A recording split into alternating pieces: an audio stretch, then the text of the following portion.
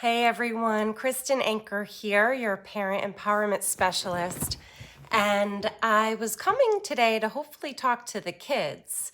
So if you are interested in learning a little bit about why we worry and what to do when we feel these big feelings of worry or overwhelm or stress and what's happening in our brains, but what we can do to help in that situation. So, my name's Kristen Anker, and I am here to talk with you about your brain and what's happening in your brain when you're feeling these feelings.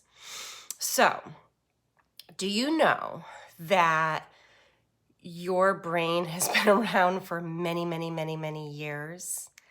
And that back in the day, when there were cave people that walked around and roamed the earth, they had what's called the primitive brain. And they had something, this special little piece in the brain that helped to save their life. It helped to save their life. That little piece in the brain, it's called the amygdala. And the amygdala is where that major radar lives.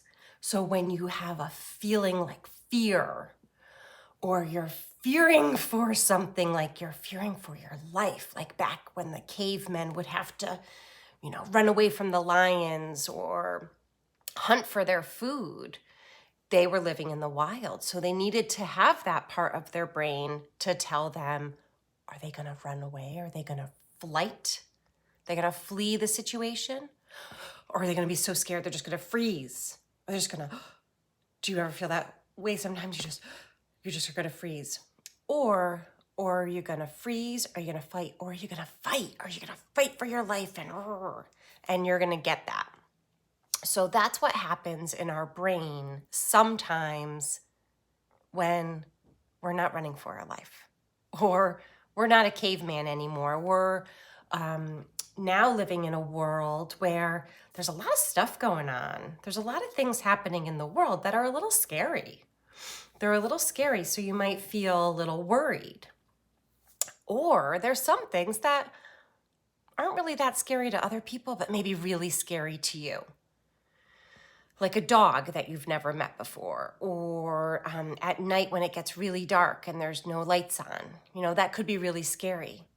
Or you could be worried about something that has never even happened, but you're just worried. You're worried about what's going to happen, I don't know, for your next birthday, or you're worried about what your friends are saying, or you're worried about that you might not get a good grade in school, or you're worried that your grandma might get sick, or you're worried that anything, right? There's so many different things that we worry about. But what I want to tell you is that there are some things that we can do to calm that part of our brain. So what I'm taught is there's the part of the brain. So if you had your hand up and this fist was like your brain. So the back of your brain back here, that represents all the senses. What you're seeing, you're feeling, what you're smelling, what you're tasting. The 5 senses is what happens in the back there. And then this front part is the cortex. And this very front part, the prefrontal cortex, it helps with all this big stuff called executive functioning. That's big words, but that's where that response flexibility lies. Like when you respond to something, what are you going to do? And that's where that, problem solving and all the thinking happens. So sometimes when we're feeling really scared, what happens to our brain is our brain goes like this, and boom, our brain flips our lid. And you know what's showing?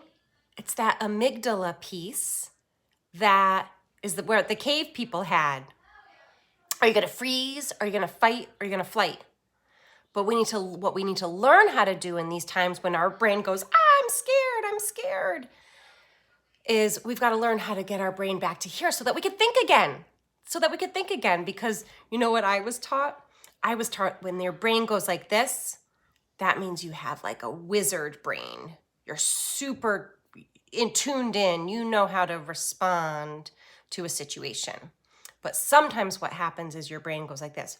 Boop, when you're scared, when you're worried, when you're stressed, when you're scared, when you're feeling that fear. And you know what this brain is? This is the lizard brain. The lizard brain. They don't know how to think. they just, that's the reptilian brain.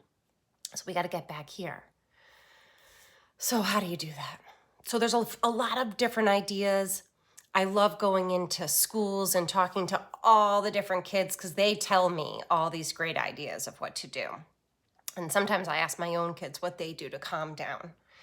And what I do sometimes is I just take deep breaths. So if you can take a deep breath with me, I'll show you how to do a box breathing where you breathe in to the count of 4, and then you hold your breath to the count of 4, and then you breathe out to the count of 4, and then you just wait to the count of 4. So we're going to try that again, and we're going to make a square. It's called box breathing. Breathe in, 2, 3, 4, hold, 2, 3, 4, breathe out, 2, 3, 4, and pause, 2, 3, 4. And if you do that box breathing sometimes when you're feeling really scared, that helps to work this part of your body called the parasympathetic. And it helps you to go back to here. Sometimes I heard taking a big drink of water helps some people. There's all different things that can help you to when you're feeling worried to then when you're feeling a little bit more calm and peaceful. Sometimes I've been taught about just focusing on breathing in. I know that I'm breathing in and breathing out. You allow your body to release tension because sometimes when you're feeling scared, you might be tensing up and you might be tensing up your body. So if you can learn how to breathe out and allow your body to release tension. These are skills that everybody needs to learn. Not just kids, adults need to learn these skills too. And we need to know how to regulate ourselves. It's called self-regulation. And it happens. We're gonna feel fear. We're gonna feel worry. We're gonna be scared. And we can get through this.